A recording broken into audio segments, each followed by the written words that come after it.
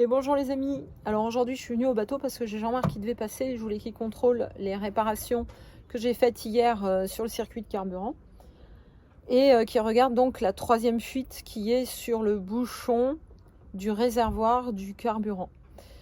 Le résultat est pas génial, je vais vous expliquer en vous montrant.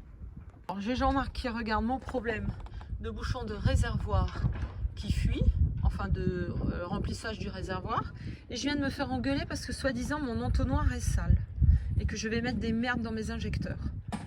Alors ici c'est mon bouchon de réservoir donc de carburant. Donc vous voyez c'est un système un peu qui doit être d'origine et qui est un peu vintage. Mais il m'a dit déjà, première chose, tu n'as pas de joint ici. Donc même s'il y a de l'eau ou si tu renverses du carburant sur le pont, ça va couler en dessous. Donc le but du jeu c'est quand même que le bateau, il n'y ait pas d'eau qui coule à l'intérieur. Ensuite ici le réservoir qui a été remonté. Eh bien il n'y a pas de joint non plus en bas au niveau de l'entretoise, de ce côté-ci. Et j'ai oublié ce qu'il m'a dit, il y avait un troisième truc qui allait pas. Mais donc le bilan c'est faut démonter le réservoir. Voilà, déjà là, je contrarie avec ça. Ensuite, réparation que j'ai faite ici hier en remplaçant le collier métal par deux colliers. Eh bien, ça fuit encore un peu. Pas grand chose, c'est moindre, mais quand même il y a encore une fuite. Donc il va venir regarder ça. Et ensuite, troisième fuite, ici sur le filtre à carburant. Donc j'ai plusieurs problèmes. J'ai oublié le nom de la pièce, mais il faudrait un joint cuivre de ce côté et ici. Pareil, ici il devrait y avoir un joint cuivre ici et là. Et ici, ça c'est le bouchon pour faire sortir l'air, de purge. Ou du carburant, j'en sais rien, mais en tout cas c'est une purge. Et du coup, lui aussi, il lui faudrait un joint cuivre, parce que métal contre métal, il n'y a pas d'étanchéité. Et du coup, on a beau resserrer tout ce qu'on veut, il faut un joint cuivre. Donc, ça fait plusieurs joints, et je sais plus, il m'a donné une liste. Non, c'est lui qui va aller au magasin acheter les choses qu'il faut, parce que moi, je connais pas le diamètre du joint cuivre qu'il faut, par exemple. Donc, il y a encore du taf de ce côté-là. Sur ces coffres-là, j'ai des problèmes d'étanchéité, c'est-à-dire qu'il y a toujours plein d'eau. Dès qu'il pleut, j'ai de l'eau à l'intérieur des coffres. Donc, Jean-Marc a regardé. Il m'a dit que ces pièces-là, normalement, ça ne devrait pas dépasser les charnières. Là, elles dépassent et en fait, elles devraient être... Il m'a dit, la charnière, elle est là et en fait, elle ne dépasse pas à l'extérieur et on ne la voit pas à l'extérieur.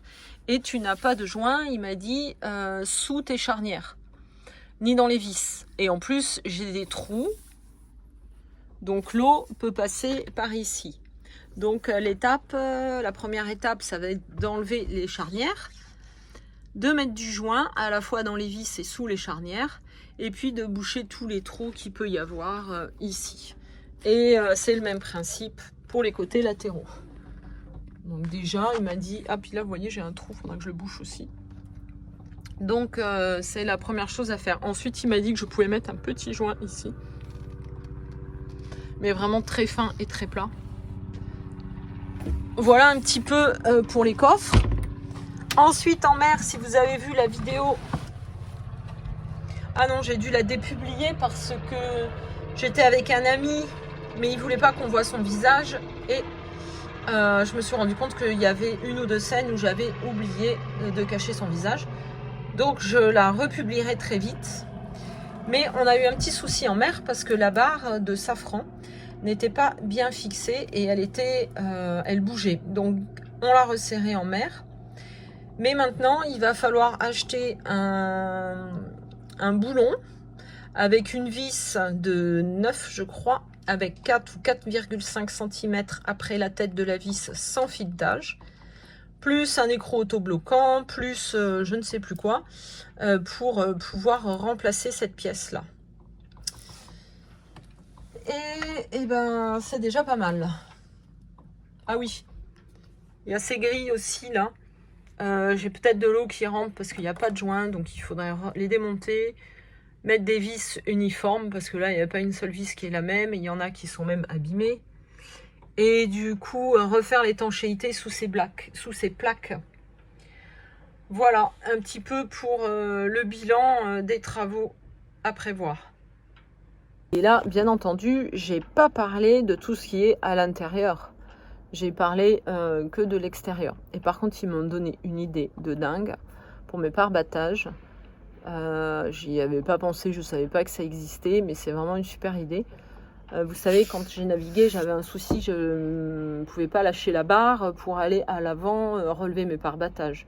Et en fait, ils m'ont expliqué que sous les pare-battages, je n'ai qu'à les attacher tous ensemble avec un bout. Et je viens amener ce bout à l'arrière sur mon taquet, ici par exemple. Et quand je tire sur le bout, bah, ça relève tous mes pare-battages en même temps. C'est pas top ça? Et voilà, donc ça c'est une super idée et je suis pressée de la mettre en application.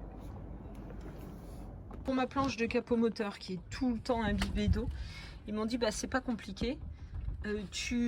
Soit tu passes, tu entretiens ta planche, tu passes un vitrificateur ou tu passes de l'huile de lin avec de l'essence de térébenthine pour bien nourrir le bois, bien le saturer de produits. Et après ça, tu viens mettre un joint ici et tu seras tranquille. Alors bon, bah écoutez, je vais essayer. Et je me suis fait disputer parce que hier j'ai nettoyé mon moteur au sel d'oseille. Ils m'ont dit oui mais c'est de l'acide, l'acide il continue son travail, là comment tu l'as stoppé? Ah bah j'ai pas stoppé l'acide. Bon alors ils m'ont dit bah tu rinces ton moteur, maintenant tu le ressèches. Et sur les parties où il y avait un peu de rouille, j'avais le dilemme, je ne voulais pas mettre de WD-40 à cause de l'odeur. Et il m'a dit bah, tu mets de l'huile de machine à coudre, ça fera le taf et ça ne sent pas en fait, il n'y a pas d'odeur. Voilà. Donc là, je vais ranger mon coffre, je vais rincer mon moteur, le refaire sécher. Ça sera, je pense, déjà pas mal pour la matinée.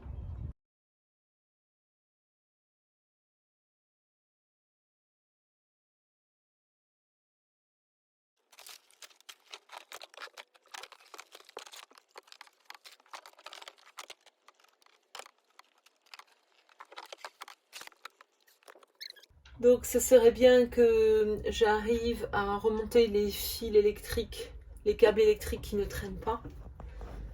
Et puis à nettoyer un peu, parce que c'est vraiment crade.